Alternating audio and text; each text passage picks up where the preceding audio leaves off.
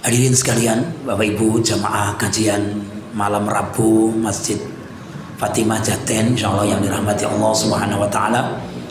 Puji syukur kita panjatkan kehadirat Allah Subhanahu wa taala. Alhamdulillah Karanganyar tentram. Alhamdulillah. Beberapa kabupaten yang lain ternyata bergejolak.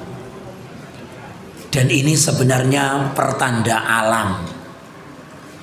Saya bersyukur Karanganyar tidak tergerak untuk ikut-ikutan dalam tanda kutip ya Pak. Kula mboten saged matur apakah memang seperti ini, ya Allah alam. Yang jelas saya sendiri mudah-mudahan Karanganyar sebagaimana slogannya, Karanganyar tentram.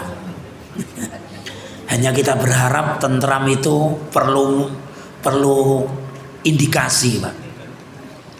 Jadi kalau saya baca di kitabnya Ibnul Qayyim tentang makna tentrem, bahasanya Al-Quran sakinah.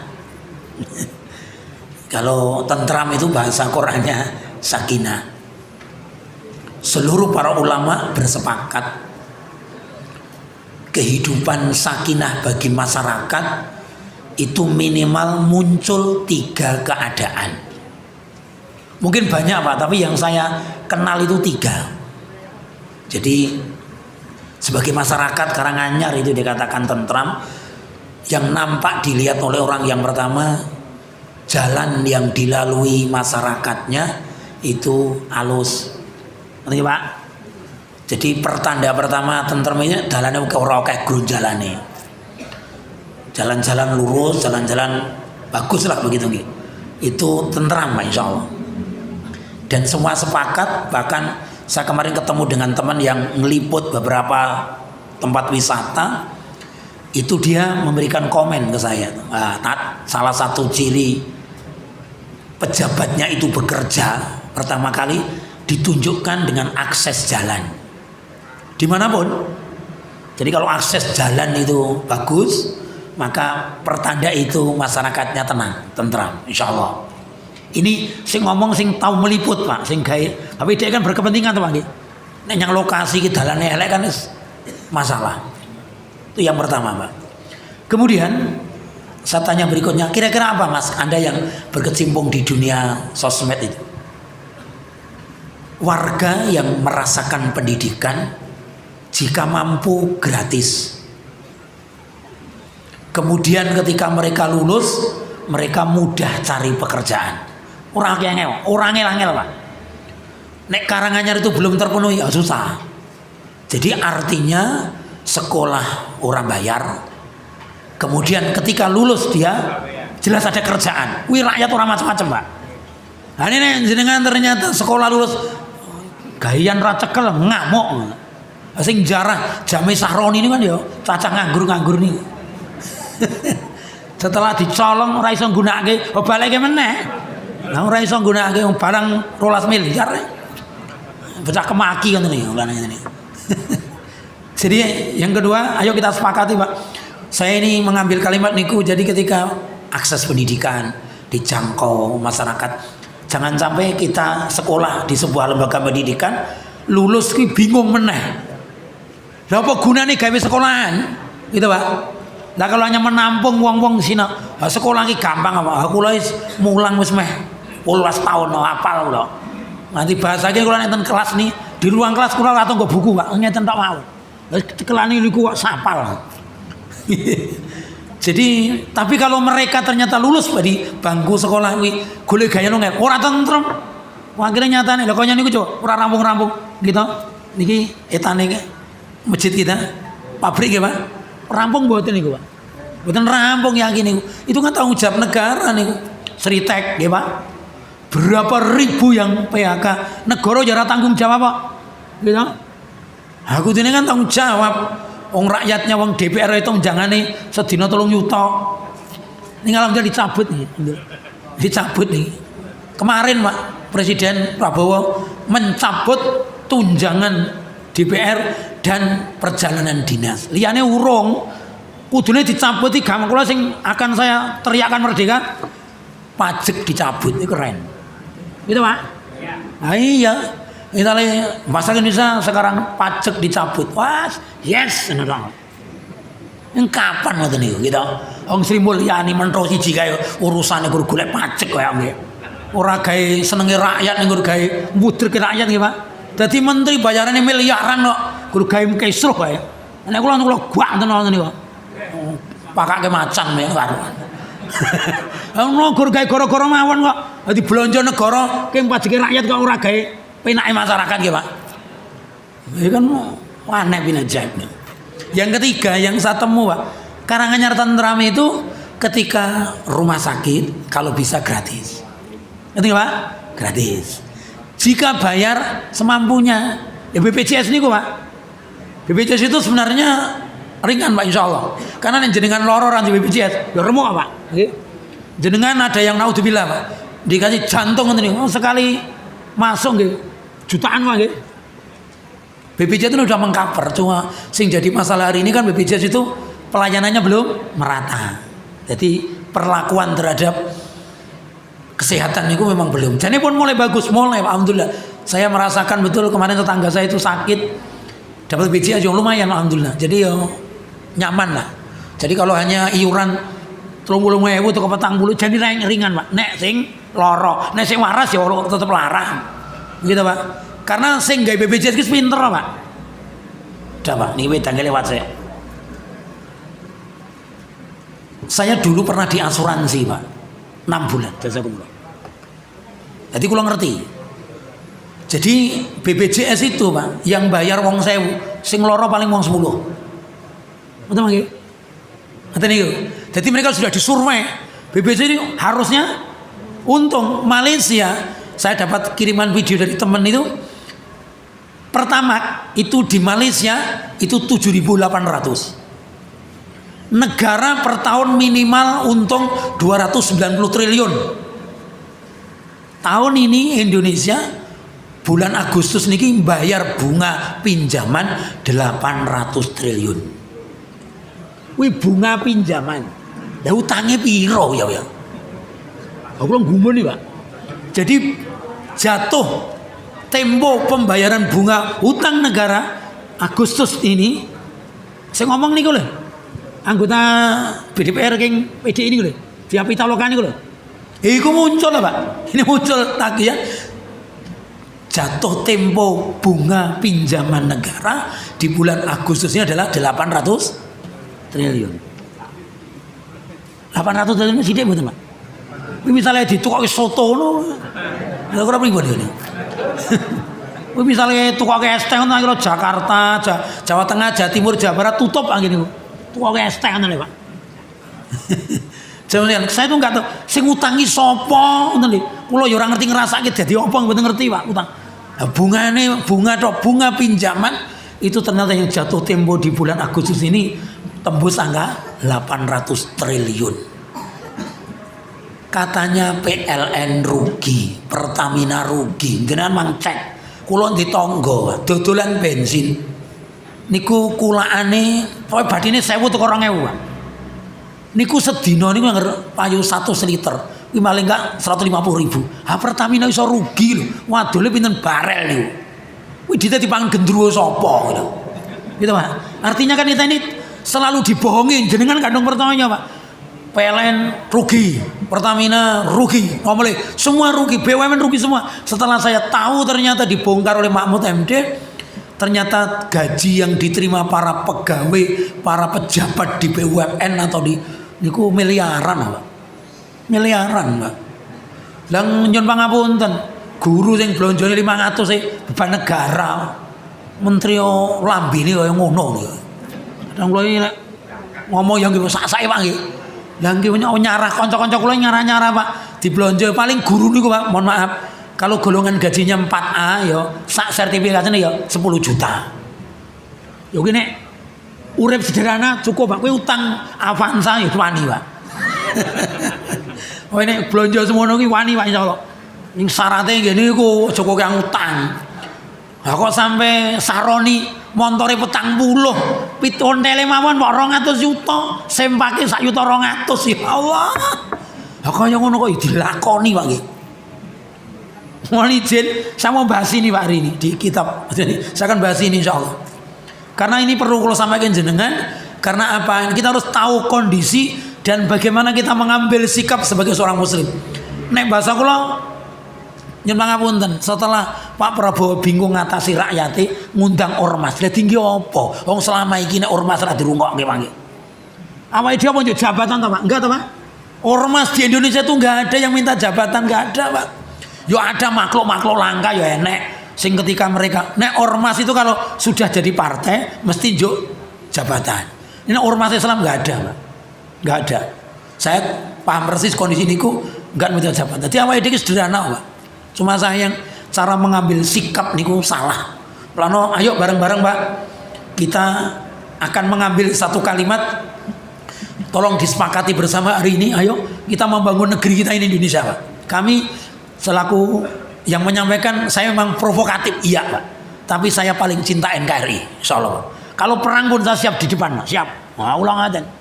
Ini konco-koncone muni melayu dhisik. Wah, kula wani. Insyaallah, Pak. Kalau memang ada musuh, memang musuh kita siap di depan. Bismillah.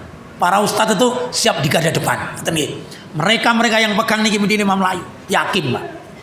Maka saya berharap kalau ditanya siapa yang paling NKRI, kaum muslimin, Pak.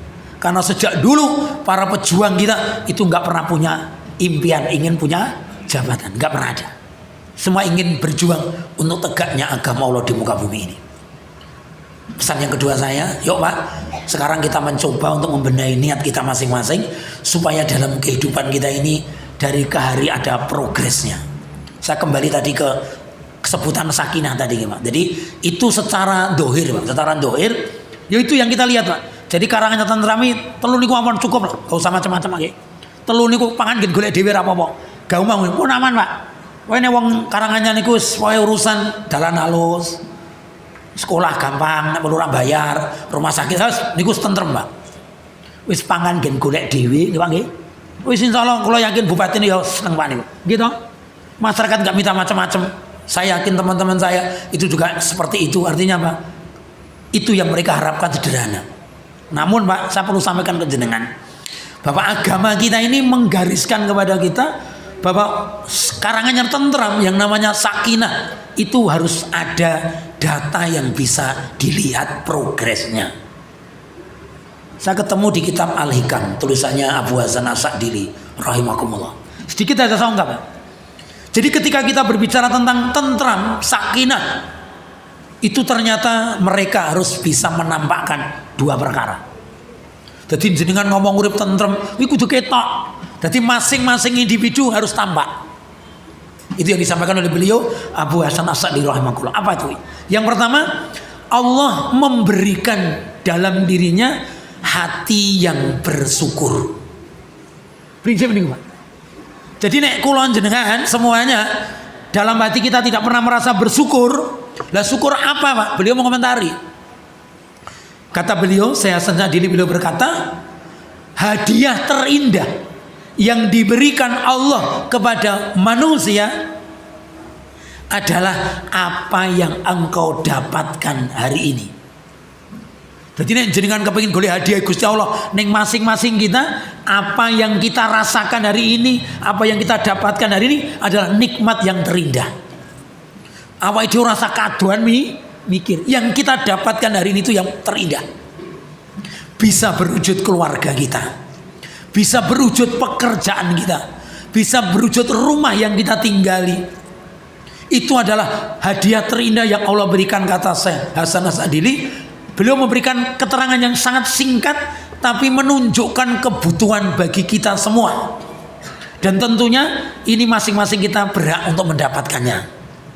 Karena kalau kita ini kurang salah satu saja, Pak, itu tidak akan tentram, Pak. Contoh yang paling gampang, siapapun kita punya anak, punya istri, orang digayan, kira-kira pripun, Pak? Mumet, Pak. Itu tanggung jawab negara harusnya hadir. Tapi pertanyaannya negara kan nggak hadir, Pak. Kalaupun ngenteni Pak Prabowo kemarin sudah memberikan proklamasi akan didirikan Koperasi Merah Putih. Oh jenang abang putih wae. Sebenarnya jenang wujudnya apa? Koperasi Merah Putih sebenarnya menjadi perangkat dasar rencana Pak Prabowo itu bagus, Pak. Rakyat silakan bertani, petani silakan bertani, kemudian seluruh tanamannya saya beli dengan harga yang standar. Ning toko seperti ini, hurungin apa-apa nih? Betul Pak? Gak wujud sampai hari ini Pak. Mau duitnya oke Pak. Jadi sombayang nggih, makanya panjang pirsa. Program makan gratis saja Pak hari ini Pak. Satu sekolahan itu sebulan bisa mendekati angka 30 sampai 40 juta. Satu sekolahan. Makan bergizi gratis yang menjadi program andalan Pak Prabowo ketika kampanye itu setelah menyita anggaran besar untuk satu sekolahan saja Pak. Itu sekitar 40 juta per bulan. Nek 50 sekolahan pinten Pak? Hawi dite sapa iki? Nggih to Pak. Mulane hari ini kan mulyani koplak nih kan. Piye carane kabeh dipajeki nek melu ngentut kan pajak kok. Gitu. Semua dipajaki. Bagaimana caranya rakyat diperas? Makanya umat Islam sepakat Pak, bahwa memerintahkan pajak kepada rakyat yang kemudian dikorupsi oleh para pejabatnya. Oh, saya lagi sirat pun ngomong kok. Ketua PBNU sudah menyatakan loh Pak, jika saya temukan ternyata pajak yang ditarik dari rakyat diselewengkan oleh pejabat, maka NU menyatakan tidak akan bayar pajak. Gitu Pak. Oh, sepakat ngonten Pak. Oh ini cong Pak nih, bener nih, saya dukung 1000%. Kalau nanti tanya perlu kita audit Pak, ayo jenengan itu sekarang bersuara. Coba pajak yang masuk ke Karanganyar itu berapa? Untuk apa saja? Laporannya aku dipasang ngarepan itu nggak pakai. Dari pajak A, pajak B, pajak C, semua pajak dikumpulkan. Nih Pak, dapat sekian untuk apa kumpulkan. Oh kulonnya bayar pajak kalau siap Pak. Saya itu bayar pajak Pak. Cuma kulon ini wegah didolimi Pak. Misalnya kalau orang pajak motor, ngerti polisi ndredeg kok Pak. Sana danton nek ketemunya kenal kok nggih ngeten tok. Siap tat, monggo ngeten tok. Tapi kalau kan nggih ora penak Pak. Bayangkan Pak, hari ini umat Islam itu membayar pajak karena cuma supaya tidak terdolimi. Wih misalnya Pak, umat Islam itu dengan konsep zakat infak sedekah selesai makmur Pak. Yakin Pak. Pajak itu kalau dibandingkan dengan zakat infak sedekah hanya 10 sampai 20%-nya. 80%-nya tidak tertarik. Ning Indonesia hari ini konsep utamanya adalah pajak. Dan ini kudu paham Pak, alurnya pajaknya begitu luar biasa. Dan ini menjadi catatan Malaysia kemawon, pajak itu tidak menjadi penghasilan primadona. Penghasilan Malaysia negara tetangga kita itu dari sumber daya alam. Sumber daya alam digunakan untuk membiayai operasional negara, sisanya diberikan kepada rakyatnya. Maka 17 Agustus tahun 2025 Perdana Menteri Malaysia memberikan uang bingkisan kepada seluruh rakyatnya. Indonesia pitulasan iuran. Gitu Pak. Saya itu pitulasan iuran. Lah gue kan negara sing ngragati ngono. Gitu Pak. Rakyat dikai duit ngono, duit malah dipangan gendo-gendo nika maksudnya Pak. Kenapa Pak? Ini jadi kesalahan awake dhewe lagi Pak. Karena umat Islam sampai detik ini itu belum sepakat. Partai-partai yang menyatakan Islam sampai sekarang itu tidak mau duduk bersama. Bahkan jenengan tak bocoran Pak. Seluruh partai yang ada di Indonesia yang berkuasa adalah ketua partainya. Yang lain itu cuma Pak bahasa kula Pak. Timun ungkuk, jogo imbu. Kados ini kalau Pak Bambang Pacul nih kali. Hai Bambang Pacul. Dia kan keren Pak. Dia memang terang-terangan nih. Silakan usul apapun, tapi kalau saya disemprit oleh Pak Bu Mega berhenti, meneng Pak. Set. Ternyata begitu Pak. Lah gunanya DPR tinggi apa tuh Pak? Dia kan suruh menyampaikan aspirasi rakyat, suruh menyampaikan suaranya. Dan sekarang ternyata hampir seluruh partai sama. Karena nanti ketika partai itu 5 tahun pemilu, mereka akan merapat kepada calon pejabat. Ketika calon pejabat sudah, mereka berbagi kesempatan.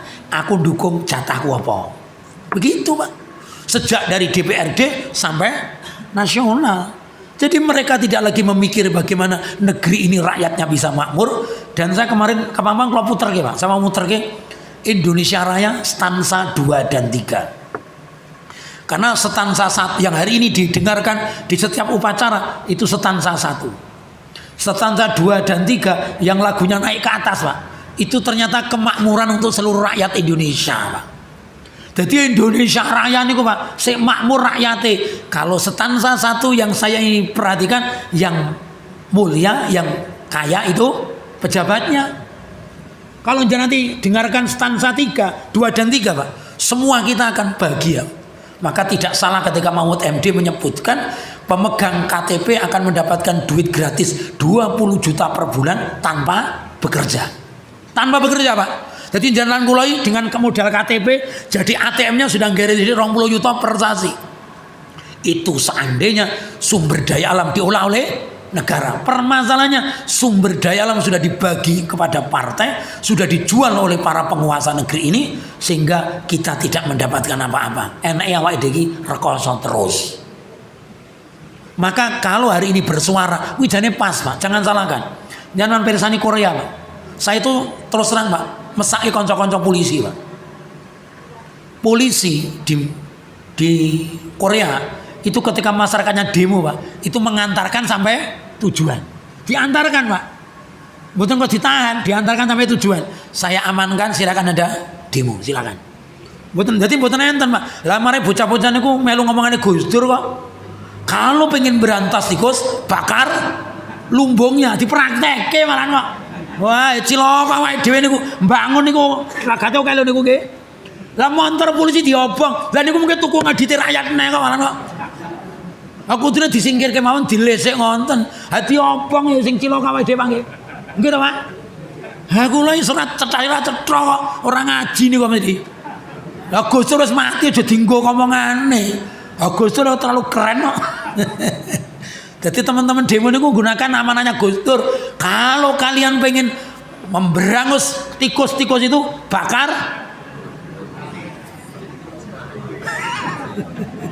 Wah, akhirnya Makassar kopong akhirnya.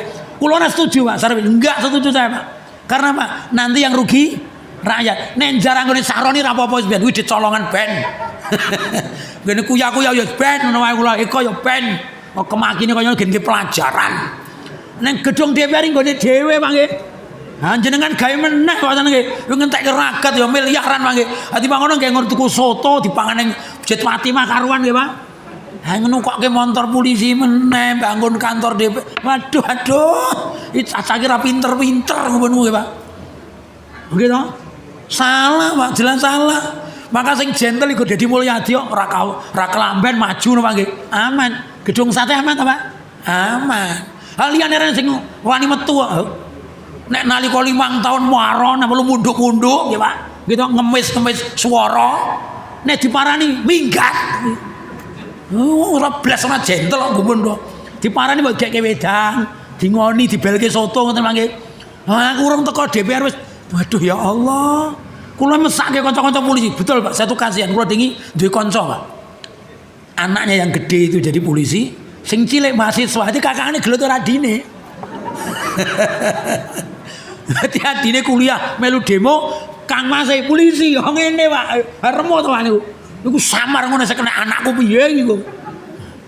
Ha niku surang maling karena enggak diatur, Pak. Jadi hari ini masyarakat itu terlalu bebas, tidak diatur. Mergo sing wong duwe niku kurang ajar masalah Pak. Wong arep diparani menyampaikan aspirasi. Sing kula wedeni niku nek seperti ini lho Pak, ketika demo listrik dimatikan terjadi penembakan ke mahasiswa sakit, mereka belum punya mereka itu murni Pak saya itu Pak. Nek sing maling-malingan cacar racun-racun mergo ora digawean niku. Dan mereka yang tanggung jawab itu negara. Kenapa Anda nyuri? Anda bertanggung jawab. Kenapa Anda merampok? Lah saya nggak bisa makan. Kowe tanggung jawab apa? Ning selama ini kan nggak ada ya Pak. Salah ke jemaah remon niku Pak. Coba Pak. Sudah keputusan kita cuma satu hari ini misalnya Pak. Sahkan undang-undang perampasan aset selesai Pak. Karena nanti kalau disita semua Pak, Indonesia turah duit Pak, turah duit. Ini yang di kantong saya ini, ya pernah ngomong tuh Pak. Yang di kantong kan punya catatan presiden kita dulu. Yang di kantong saya ini ribuan triliun. Nanti nyatanya seperti ini.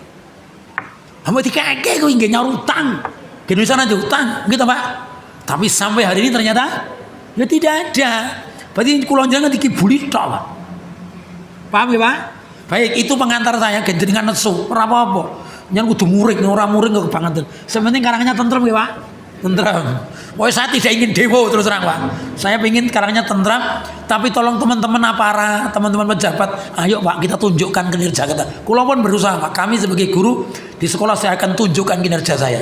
Saya akan antarkan anak-anak saya untuk menjadi anak-anak yang bertakwa dan pinter. Jadi bertakwa tapi siraya nek ilmu nih, Pak. Tugas saya di situ. Karena Pak, kulo sebagai guru nggih ngoten. Tapi teman-teman yang kesehatan gini, ayo Pak, rakyat kita ingin sejahtera. Teman-teman tolong sampaikan, semua ini demi utuhnya NKRI ya Pak, NKRI. Dan saya yakin Pak, jenengan semua cinta NKRI Pak, cinta NKRI. Gak pernah nuntut apapun insya Allah. Baik, saya akan mulai dulu di pembahasan ayat yang saya baca tadi. Mudah-mudahan ini menginspirasi kita. Bapak Ibu yang dirahmati Allah Subhanahu wa taala, kalimat di surat Ibrahim ayat 22 berbicara tentang wa'dun. Dusta.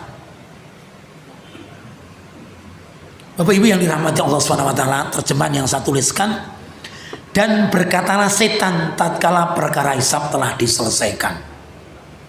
Bapak Ibu yang dirahmati Allah Subhanahu wa taala, kalimat ini disampaikan setan, Pak.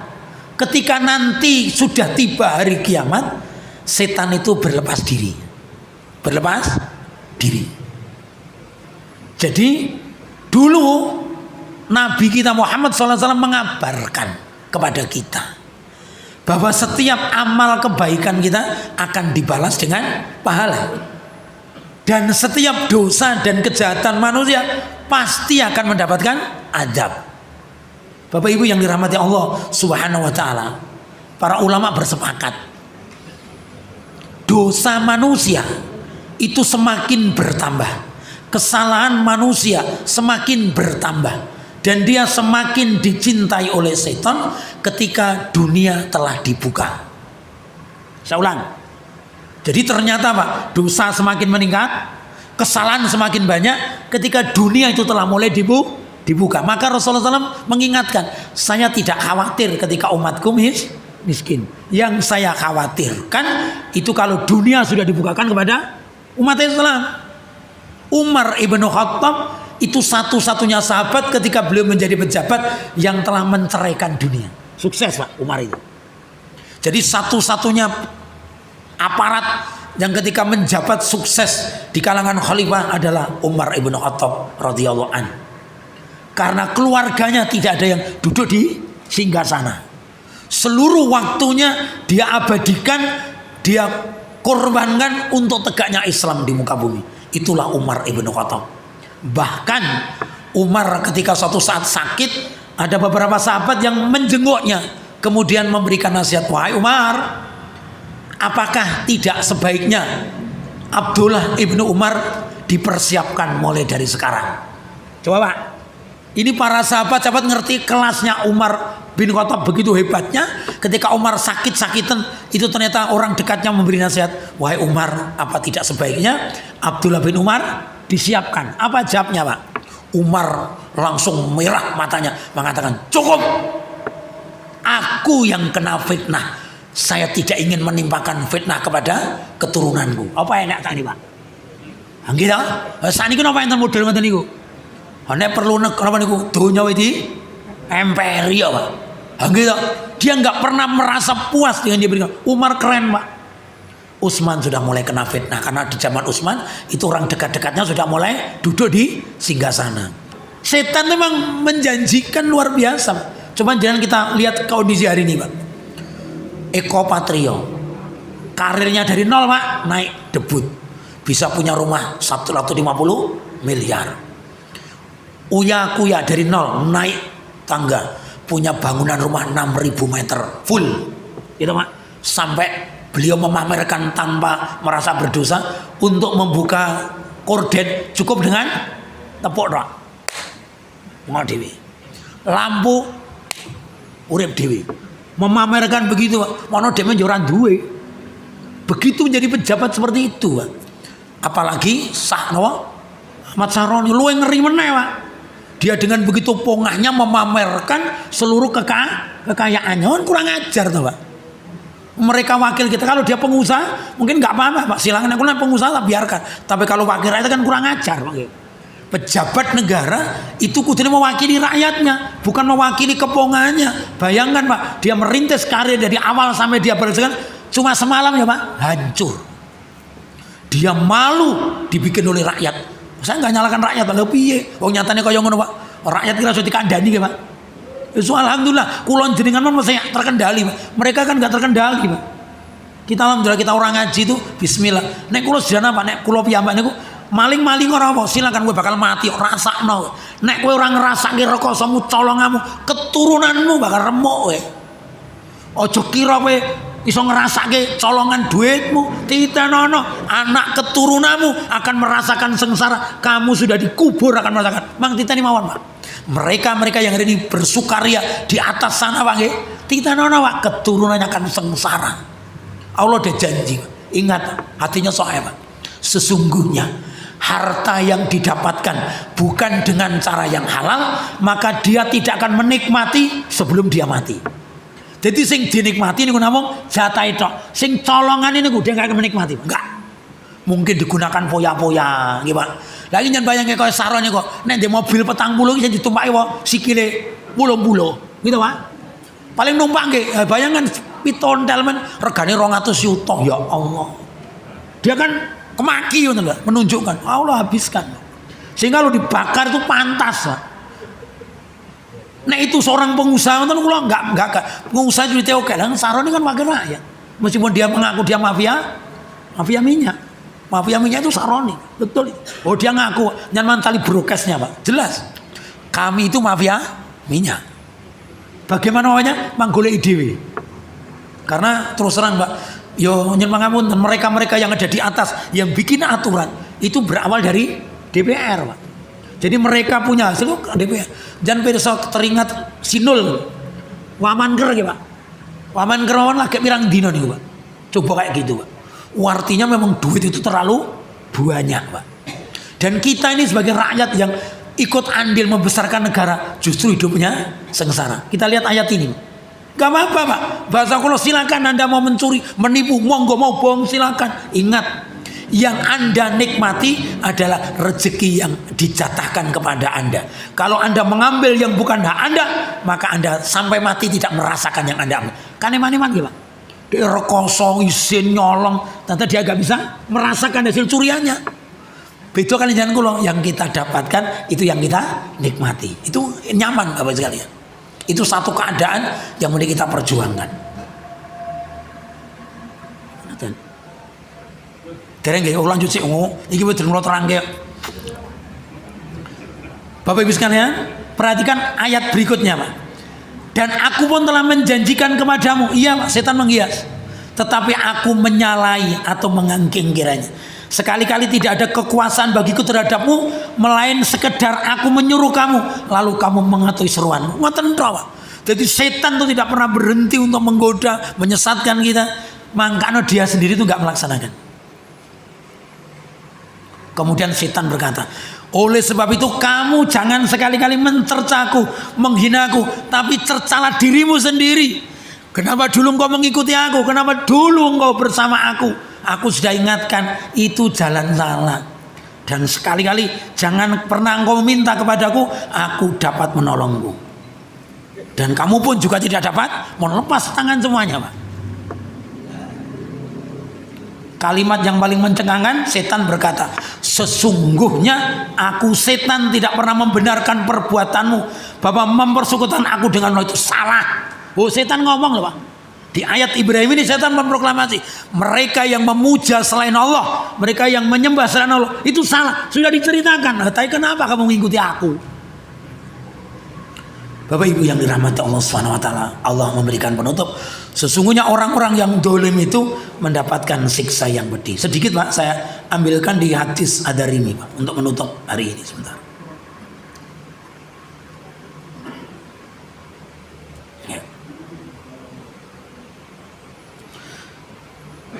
Hadis ini di Kutubut Tis'ah saya ambilkan, yang diriwayatkan oleh Ad-Darimi. Ini jadi catatan penting buat kita untuk berhati-hati. Faqala ya Rasulullah, ayu akhaddur rajulu bima amila fil jahiliyah. Qala man asana bil Islam lam yu'ahad bima kana amila bil jahiliyah wa man asya'a fil Islam uhida bil awwali wal akhir. Rawahu ad-Darimi. Seorang laki-laki bertanya kepada Rasulullah sallallahu alaihi wasallam, "Ya Rasulullah, apakah seseorang itu akan dihukum atas perbuatan jahatnya, perbuatan jeleknya yang dilakukan sebelum dia masuk Islam atau di masa dia jahiliyah?" Jadi ceritanya ngeten, Pak, bahasa kula. Nek enten weng dembe niku bubrah. Kemudian dia masuk Islam, meninggalkan masa lalunya. Apakah nanti setelah dia mati dia dihukum oleh Allah Subhanahu wa taala? Rasul memberikan jawaban. Barang siapa yang Islamnya benar sampai ia wafat, maka ia tidak akan dihukum atas perbuatannya di masa jahiliyah. Akan tetapi barang siapa yang Islamnya jelek, pelin-pelan, munafik, mengaku muslim tapi dia memburukkan Islam, maka dia akan dihukum atas dosanya yang dulu di masa jahiliyah dan yang terakhir dia kerjakan saat itu. Apa maknanya hadis ini, Bapak Ibu sekalian? Ini dibagi menjadi 3. Yang pertama, pertanyaan yang menarik, Pak. Apa tuh sebenarnya yang didapatkan ketika orang jahat berubah jadi baik? Orang yang dulu salah kemudian jadi benar.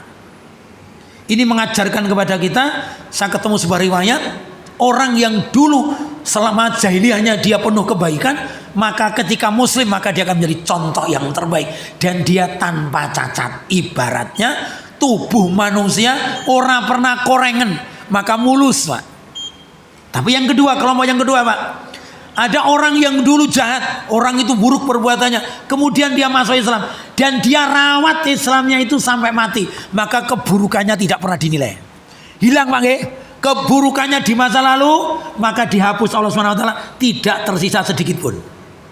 Akan tetapi kalau ada orang yang dulu jahiliyah kemudian Islam dan selama Islam itu dia pelin-pelan, dia tidak pernah komitmen dengan Islamnya, maka sesungguhnya dosanya lalu tetap dihitung, kematian pun tetap dihitung. Masih dipertanyakan apakah cukup masa baiknya menutupi untuk dosa dan salahnya. Berarti kesimpulannya yang ketiga, Pak, jenengan lan kula harus hati-hati bahwa menjaga iman sampai kita mati itu nomor 1. Merawat iman itu lebih penting, jamaah sekalian. Betapa hari ini iman kita tergoyahkan dengan 2 perkara besar. Ini sing rada abot, Pak. Hari ini yang menjadi ujian kaum muslimin yang betul-betul memerlukan kerja keras kita semua adalah umat Islam hari ini kondisinya memang serba kurang. Ngerti Pak? Kehidupan kaum muslimin nyun pangapunten, Pak, mayoritas urip rekoso. Ini PR awake dhewe, Pak. Karena sesungguhnya kalau fakir itu dipelihara, Pak, bisa menjadikan kita kufur. Dan ingat, Pak, kufur itu tidak langsung menyekutukan Allah, Pak, tetapi jenengan dan saya meninggalkan sesuatu yang pernah kita kerjakan, meninggalkan sesuatu yang pernah kita jadikan istiqomah, itu kita kufur, Pak. Diingatkan oleh Rasulullah SAW. Maka penting bagi kita sekalian untuk menjaga komunitas kehidupan ini, saling menjaga, saling mengingatkan di antara kita. Ayo, Pak, bersatu padu bersama-sama, mau dari masjid kita masing-masing kita gelorakan membangun muslim, membangun masyarakat melalui masjid.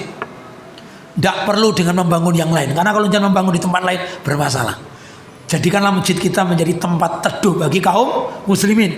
Jadikanlah masjid-masjid kita menjadi tempat curhat kaum muslimin, sehingga kebutuhannya kita selesaikan. Ayo kita masukkan, kita bawa orang-orang yang sudah masuk Islam ini bergabung di Thaifah perjuangan ini. Insya Allah, Pak, kelak di masa yang akan datang perjuangan kita masih panjang. Ingat, Pak, panasnya ke Jakarta ini masih sampai tanggal 5. Ini baru tanggal 2 kan, Pak? Masih panjang. Ada kemungkinan api-api itu masih meletup lagi. Ini menyesuaikan keadaan, maka mudah-mudahan Karangan tetap tentrem, insya Allah nggak ada apa-apa. Tapi yang jelas di tempat-tempat lain, Jogja sudah pernah panas, Solo pernah panas, Jakarta menganga, Pak, Makassar terlalu des. Ini jadi catatan bagi kita sekalian. Tolong teman-teman titipan saya, jangan gampang terprovokasi kalau bukan komando dari orang-orang yang baik. Karena di situ banyak para pencoleng-pencoleng, banyak para penjahat mencari tempat, mencari panggung yang mereka sebenarnya penjahat tapi berlagak bercampur dengan kita. Maka saya mohon, ayo bareng-bareng kita rapatkan barisan kita supaya barisan sop kaum muslimin ini selalu baik, sehingga cita-cita kita kehidupan di dunia akhirat kelak akan diwujudkan Allah Subhanahu wa ta'ala. Pun ngaten mawon, kita ketemu di pekan depan insyaallah akan kita bahas kelanjutan dari hadis ini. Mudah-mudahan Allah berikan kemudahan kepada kita untuk melaksanakan al-Islam. Wallahu a'lam bishawab. Kita tutup dengan doa kafaratul majlis. Subhanaka Allahumma wa bihamdika asyhadu an la ilaha illa anta astaghfiruka wa atubu ilaik. Assalamualaikum warahmatullahi wabarakatuh.